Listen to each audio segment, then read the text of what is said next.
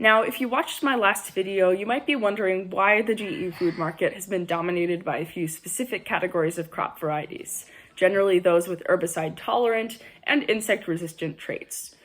Well, this is mainly because most GE foods are being produced with larger-scale agriculture in mind, which is the most in-demand role for GE foods and the most profitable. And it might also be because of the fact that the number of entities developing GE foods is relatively limited. Most GE foods today are produced by a group of agricultural corporations called the Big Four. Why? Well, in the case of GMOs, this is because the cost of producing them is extremely high. A major study estimated that, on average, the cost is about $136 million.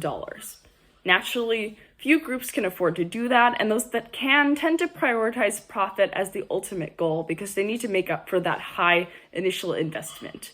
So GMO developers tend to end up being wealthier agricultural corporations that focus on industrial and larger scale agriculture.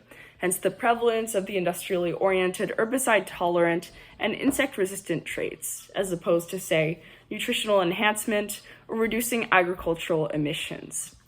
The situation with gene-edited foods is slightly different.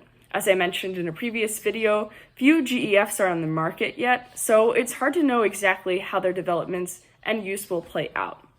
Some have claimed that because gene editing technologies are typically faster and more efficient to use than typical methods of modification, they cost less to use and therefore, 1, increase the accessibility of agricultural genetic engineering to entities beyond big corporations, and 2, decrease the focus on profit that has historically driven GE food development. However, the reality is actually very complex, and the extent to which these claims are accurate may be limited. For example, while gene editing technologies are on the surface cheaper to use than traditional modification methods, these editing technologies are typically patented by their creators. And this means that the GEF developer must obtain special and oftentimes very costly licenses or permissions to use a patented product, to use the technologies, and to commercialize what they produced.